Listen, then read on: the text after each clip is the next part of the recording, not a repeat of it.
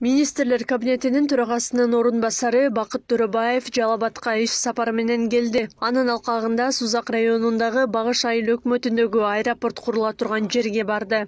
Төрөбаев аба майданын куруу үчүн пландалган аянтты жарандык авиациянын өкүлдөрү менен карап чыкты. Эл аралык аэропортту курууга 360 гектар жер каралууда. Эми негизги максат бул эл аралык деңгээлдеги катмар. Негизги бул Кылтай темир жолу. Экинчи ушу параллельно Жалал Абадтан шаардан эгерде биз аэропорт көчүрүп койсок, бул жерден ал Жалал Абад шаарынын ортосунда туруп калганда, ал жерде бир аз болсо дагы мындай коркунучтар бар да.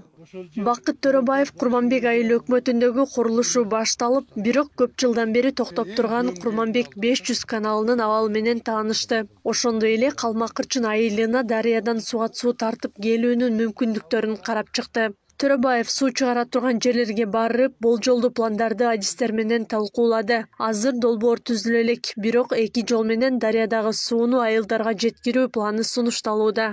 Сунушталганы муну Калмакырчын деп туруп, бияктан трубопровод менен 15 километрден ашык жерге жеткизүү.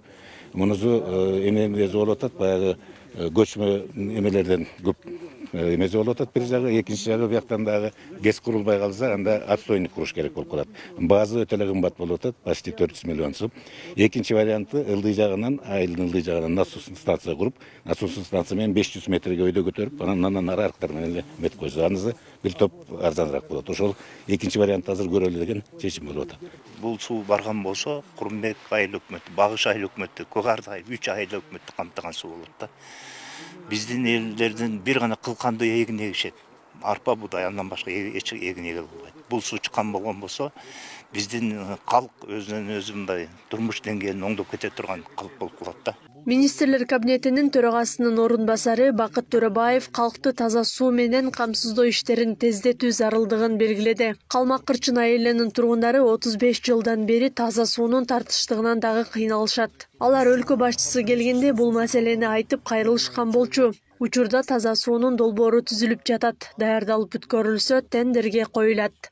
Таза суу боюнча, Калмакырчын айылынын таза суу боюнча проектиси бир жумадан кийин бүтөт. Бир жумадан кийин экспертизасы бүтөт. Андан кийин ноябрдын аягында конкурска коюлат, тендерге коюлат. Ошондо 35 миллион сомдук долбоор болот. Ошондо биз Калмакырчын айылды жана жакын жайгашкан жан коңуштарга биз суу бере алабыз. Бул жерде азыр мен сиздерге айтып коеюн, бул жердин баардыгы ушу президенттин тапшырмасынын негизинде келип атабыз. Камчыбек Кыдыршаевдин тапшырмасынын негизинде келип атабыз.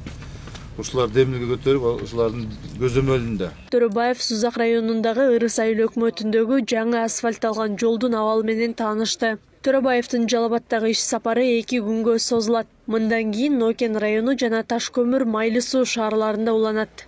Акылай Карабаева, Замирбек Тойчубаев, Регион.